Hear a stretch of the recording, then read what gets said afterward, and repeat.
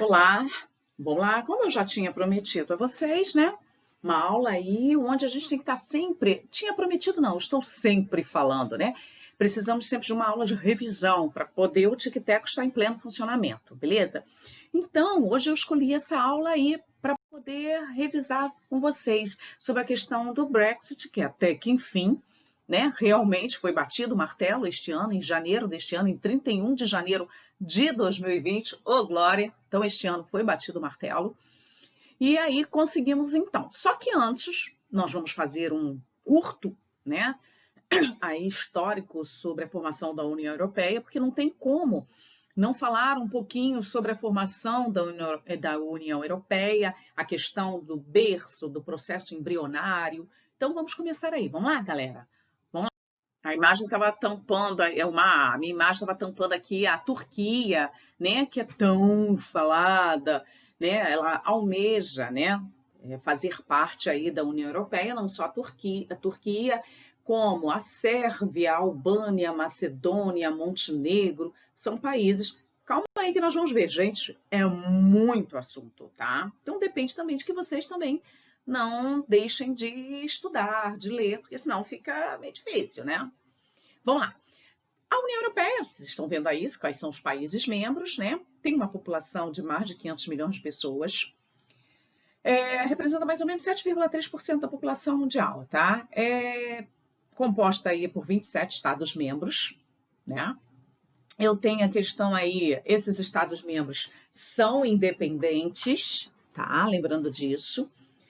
Lembrando que a União Europeia tem sua origem lá no Benelux, seguido pela Comunidade do Carvão e do Aço, depois, né, a Comunidade Econômica Europeia, e assim foi até que chega, então, em 1992, com o Tratado de Maastricht, né, entra em vigor, né, aí que vem o nome atual, que é a União Europeia, mas só vem entrar em vigor em 93. O tratado é assinado em 92, mas entra em vigor em 93, deixando isso bem claro, tá? Bem, no caso você tem, né, o Tratado de Lisboa, que é bem falado, é muito comentado, que entrou em vigor em 2009, então tá, né, para a história, ela é bem recente.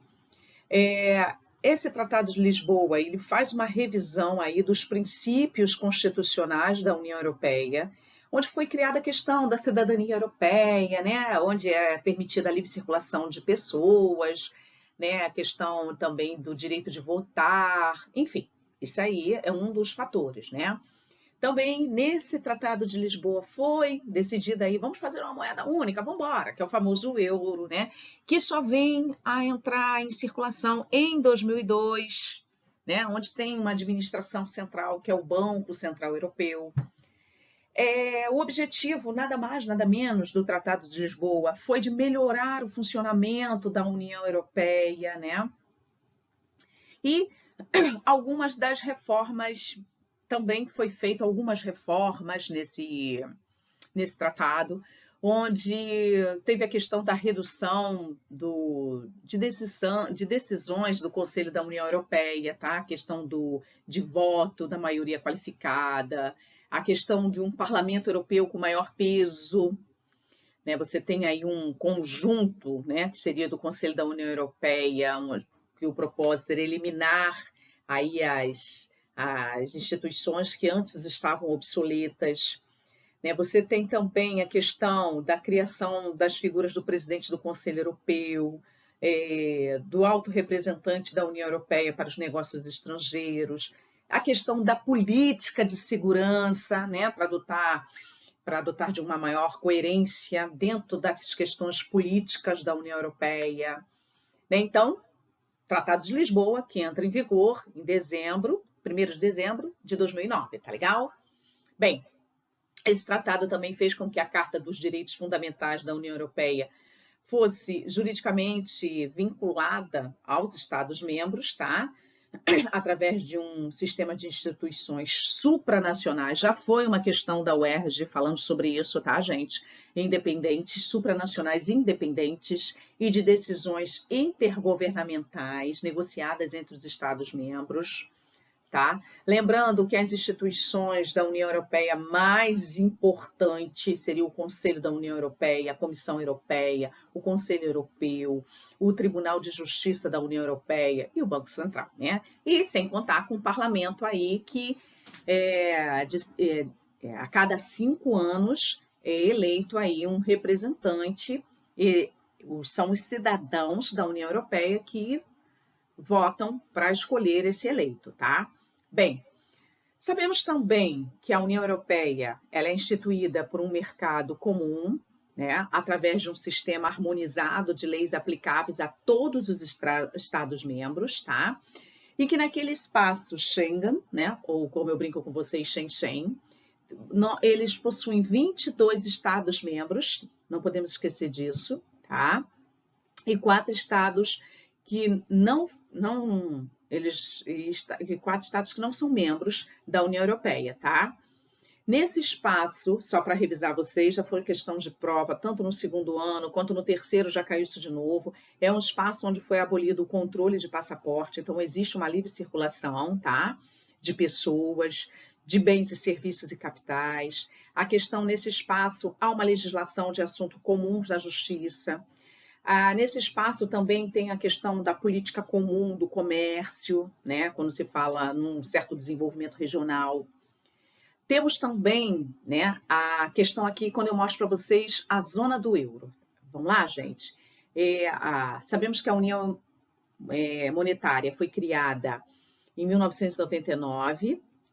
Atualmente tem 18 Estados-membros, tá? Ela justamente exerce um papel aí nas relações externas e defesa, através de uma política externa e de segurança comum. E a União Europeia tem um todo, né? Em todo o mundo, deixando bem claro aí, ela possui missões diplomáticas representado pela ONU, né? Pelas Nações Unidas, e também dentro da OMC, do G8, do G20. Então, ela tem esse papel aí dentro de missões diplomáticas. Beleza? Então, vamos lá, né? Então, vamos lá. Agora, vamos falar sobre o Brexit. Ok, gente? Né? Vamos entender a questão dos impactos existentes aí no... Então, quando falamos aí sobre Grã-Bretanha, né? Inglaterra, Reino Unido no geral, que é a saída dele, o que aconteceu, né? Foram 3 anos e meio, né? E muitas indas e vindas para ocorrer o Brexit, né? Que é a saída do Reino Unido da União Europeia, que foi oficializado, como eu falei, em janeiro deste ano, em 31 de janeiro de 2020. Beleza, gente? Então, vamos lá. Você tem aí, né? É a primeira vez, desde a formação da União Europeia, que sai um país desse bloco. Tá? Esse casamento do Reino Unido com a União Europeia, vamos chamar assim, durou uns 47 anos e chegou ao fim. Tá? Vamos lá, então. Primeiro lugar, professora, o que é Brexit? Vamos lá, gente. É o termo mais comum, né, quando falamos aí sobre a decisão do Reino Unido de deixar a União Europeia. Peraí, então tá certo eu falar que foi a Inglaterra em deixar a União Europeia? Está certo eu falar que foi a Escócia que deixou? Só o País de Gales? Não, que foi a Irlanda do Norte, que foi a Escócia, que foi a Inglaterra e que foi o País de Gales que deixou a União Europeia. Tá legal? Deixando isso bem claro para vocês. Bem, né, sabemos aí, já falei para vocês, né, que a União Europeia não são só esses países, isso é composto aí, né? E aí nós temos, então, né, o motivo pelo qual o Reino Unido, então, quer deixar a União Europeia. Lembramos que ocorreu um plebiscito em 2016, né, em junho de 2016, onde os britânicos, né, decidiram, então, que o Reino Unido não iria mais fazer parte aí da União Europeia. Lembrando que, como é democracia, então foi a maioria que decidiu por isso. Tá legal? Então, que o país, então, deveria deixar a União Europeia. Só que essa saída, ela não aconteceu assim de uma hora para outra, tá? Ela foi, né? Não foi, né? Inicialmente ela foi marcada, teve todo o processo histórico. Em março de 2019, esse prazo ele não foi cumprido, né? Que acabou sendo adiado 3 vezes. Ui! E aí só em janeiro deste ano, em 31 de janeiro deste ano é que saiu. Mas por que demorou tanto, cara? Vamos lá. Em 2017, em março de 2017, a decisão do Reino Unido em deixar a União Europeia foi notificada ao bloco, né? E aí, lembrando que no Tratado de Lisboa, uma vez comunicado o desmembramento, isso se efetivaria, demoraria 2 anos para poder de fato ocorrer, tá? Então, se foi em 2017 que ele comunicou, e no Tratado de Lisboa falou, já está lá escrito que você tinha todo um processo que demoraria pelo menos 2 anos para que isso de fato viesse a ocorrer. Então, em 2019, chegou aí a separação, chegou o ano da separação. Só que não, aí começou a saga, né? Não aconteceu nada. Nesse período, né, um acordo de saída, né, ou seja, de retirada, foi então feito IPC pela primeira-ministra Theresa May. Aí, né, não houve uma concordância da União Europeia, foi rejeitado 3 vezes pelo parlamento aí do Reino Unido. Isso fez com que, né, levou a Theresa May deixar o cargo em junho, né? Foram 3 anos de desgaste, né? E aí ocorreram fracassos em cima de fracassos, e aí logo, né, a segunda baixa no cargo, provocada aí pelo Brexit, veio aí o David, e esse cara quase não ficou, ele renunciou após o resultado do plebiscito. Aí, né, você tem, para o lugar da May, foi eleito em julho o Boris Johnson, né, o chanceler, e aí por 2 anos, e que havia deixado o posto depois de vários desentendimentos, ok? Aí durante a sua campanha, né, ele, o John, né, o Boris, no caso, ele prometeu que o Reino Unido sairia da União Europeia dentro de um novo prazo, que seria aí outubro de 2019. Sairia de qualquer jeito, com ou sem acordo, vai sair, acabou, tá? Isso aqui, no início de setembro, né, de 2019, o Parlamento Britânico ele aprovou uma lei que, na prática, impedia aí, no caso, um Brexit sem acordo. Aí outro empecilho. Aí John, né, o Johnson, não, ele obrigou, então, né, obrigado a solicitar à União Europeia um novo prazo aí para o divórcio, né? Foi então que aí foi concedido a saída para esse ano, em janeiro desse ano. Sem consenso entre parlamentares sobre o Brexit, Johnson fez com que muitos consideraram uma jogada de mestre. Convocou para dezembro novas eleições gerais. Aí, o que aconteceu? O Partido Conservador, né, que o partido dele é conservador, obteve uma maioria, e aí o melhor resultado que ocorreu desde 1997, com a então primeira-ministra Margaret, que era conhecida como Mão de Ferro, que conseguiu seu 3º mandato como primeira-ministra. Ela, então, ficou 3 mandatos a Margaret, tá? É a Margaret, gente, que vem com a questão do neoliberalismo junto com os Estados Unidos, tá? Não esquece desse detalhe. E aí, tendo o parlamento a seu favor, né, o Boris, ele simplesmente aprova o acordo de retirada. E aí, nessa retirada, o que dizia, né, aprovado pelo Johnson, né, e o que ele dizia? Que esse divórcio ele seria definido como uma saída do Reino Unido, não no que ocorreria após a separação. Então, você tem muitos apoiadores que diziam acreditar, mas os apoiadores do Brexit diziam acreditar que, né, o Reino Unido realmente deveria cortar relações com a União Europeia. A nova proposta de Johnson, né, que seria uma fronteira alfandegária, seria efetivamente criada entre a Irlanda do Norte e o Reino Unido. Olha aqui, a Irlanda do Norte, olha a localização da Irlanda do Norte, tá?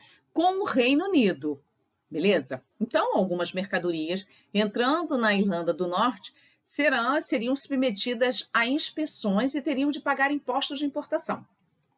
Esse valor, né, seria reembolsado caso as mercadorias elas viessem a permanecer no território e não encaminhadas à Irlanda. Olha que coisa. Então, hoje, né, não há postos de fronteira, barreiras físicas ou verificação de pessoas ou mercadorias que cruzam a Irlanda para a Irlanda do Norte. É livre acesso. É isso que eu quis chamar a atenção de vocês, tá? Então, o temor que foi implantado aí de postos de checagem de passaporte, mercadorias, né, na divisa entre os dois países, foi chamada de fronteira dura, onde, né, trazia à tona antigas tensões entre irlandeses e norte-irlandeses, que é o conflito entre a Irlanda e a Irlanda do Norte. Olha aí, gente. Aí, o Tratado de Paz de 1998, que pôs fim, né, ao conflito entre os nacionalistas, né, que queriam a integração com a Irlanda, e o unionista, que queriam continuar fazendo parte do Reino Unido, esses apoiadores da proposta que o Johnson fez, dizem que permitiria ao Reino Unido negociar seus próprios acordos comerciais com outros países, como os Estados Unidos, ou até mesmo com a gente, com o Brasil, tá? Algo que não seria possível com o chamado backstop, beleza? Outros pontos do acordo da retirada que não foram alterados pelo Johnson foi o direito dos cidadãos da União Europeia no Reino Unido e dos cidadãos britânicos na União Europeia permaneceram os mesmos durante o chamado período de transição. Então, nada mudou para a população. É isso aqui que, ó, para mim é IPC, que é a novidade que pode cair. Essa parte aí, que são os direitos dos cidadãos da União Europeia no Reino Unido, permaneceu. E os cidadãos britânicos, né, também permaneceram com os mesmos direitos na União Europeia, nesse chamado período de transição. Então, quanto dinheiro o Reino Unido deve pagar à União Europeia pela saída? O valor ele foi estimado por cerca de 30 bilhões de libras, ou seja, 170 bilhões de reais. Bem, e agora, gente? Depois que isso aconteceu, depois desse divórcio, meses de negociação, e aí? Como vai ser o Reino Unido e a União Europeia, né? Embora o Reino Unido ele tenha acertado os termos de sua saída, ocorreu aí, né, um acordo dos dois lados, eles ainda precisam de decidir muita coisa nesse relacionamento. Aí, o que acontece? Durante todo esse período aí, que alguns chamam de implementação, que começou justamente em 31 de dezembro de 2000, que vai, no caso, já começou em 31 de janeiro e vai terminar em 31 de dezembro deste ano, né, tem mais ou menos aí 11 meses, o Reino Unido continuará a seguir todas as regras. IPC, gente, saiu em 31 de janeiro, mas até dezembro continua com a mesma regra da União Europeia. Não esqueçam disso. Então, preste atenção, o período de transição, ele tem o objetivo de dar aos dois lados, o tempo necessário para que um novo acordo de livre comércio seja negociado, por favor. Então, de janeiro, 31 de janeiro até 31 de dezembro deste ano, esse período de transição, né? Então, eu falei que aí o Reino Unido ia continuar seguindo as mesmas regras da União Europeia, nada mais, nada menos, é o tempo para que ocorra um novo acordo de livre comércio, por favor. Então, é necessário que o Reino Unido, né, ele venha deixar o mercado único e a União Europeia, no final de tudo isso, tá? Então, um acordo de livre comércio vai permitir que as mercadorias circulem pela União Europeia sem expensões, ou seja, sem fiscalização nenhuma, sem taxa extra nenhuma. Então, um novo acordo, se um novo acordo ele não puder ser negociado a tempo, isso vai significar a imposição de tarifas sobre as mercadorias da União Europeia com destino aí, tá? No caso, para esse bloco, e outras barreiras comerciais irão surgir. E o bicho vai pegar. E aí você tem, então, a questão, além do comércio, outros aspectos também que vêm a ter aí um peso dentro desse futuro relacionamento do Reino Unido com a União Europeia. Então, vai precisar ser decidido a questão da política, que é a questão do compartilhamento de dados de segurança, normas de segurança de aviação, acesso à área, questão de comércio, lembra que eu falei? De pesca, fornecimento de eletricidade e gás, licenciamento e regulamentação de medicamentos, né? Então, isso tudo, o Boris, ele tem feito, né, nesse período de transição, e ele diz que não será estendido. Mas a Comissão Europeia alerta que o cronograma será extremamente desafiador. E agora mais desafiador ainda, né, gente? Por causa da questão da pandemia. Porque até janeiro, né, ninguém esperava essa pandemia. Então, existe um outro quadro aí também a ser tratado. Então, os principais temores, né, os críticos desse desmembramento, desse divórcio, eles dizem que o Reino Unido ele vai ter dificuldade para definir como vai ficar a relação com a União Europeia futuramente, né, porque o período é muito curto dessa transição. E agora, então, com a pandemia, piorou a situação. Então, o governo britânico, ele espera, né, obter com a União Europeia um acordo especial. E já existem países que têm um acordo especial, que é o caso da Noruega, tá? E da Suíça, que não fazem parte do bloco, mas eles têm IPC. Então, eles querem fazer o mesmo acordo que a Noruega e a Suíça têm, ok? Então, no caso norueguês, né, os europeus não precisam ter visto para morar ou trabalhar lá, mas tem que se registrar na polícia. Porém, né, essa possibilidade aí é bem lenta, tá? Além disso, muitos analistas, né, eles temem que essa saída acabe por renunciar à dissolução do Reino Unido. E é onde vem, então, a fomentar, a inflamar aí movimentos de independência. A Escócia, por exemplo, né? Estamos aqui, lembrando aí vocês, a Escócia. Olha só. Ela votou em peso pela permanência. Cedeu. Então, a Escócia, ela queria ficar na União Europeia. E pressiona, ela é um dos países que pressiona o plebiscito. A Escócia, olha a localização geográfica dela, tá? Já a Irlanda do Norte, né? Ela, no caso aqui, também poderia se separar e se unir à Irlanda. Então, ficaria uma Irlanda só. Oh, olha aí, tá? Então, esse é o X da questão. Nós temos ainda que assistir muito mesmo. Então, é algo para acompanharmos, tá? Vamos estudar isso aí para na nossa live podermos ver o que tem de novidade. Vamos dar uma olhadinha, uma pesquisadinha, gente. Porque aí a nossa live fica interagida, não fica aquela coisa, né? Que só eu falo, só eu pergunto, só fica aquela correção. Vamos dar uma mudada aí, vamos dar uma sacudida, terceiro. Beleza? Vamos lá? Então, agora vocês vão fazer os exercícios complementares e eu vou estar aguardando vocês lá na live. Beleza? Tchau, hein, gente?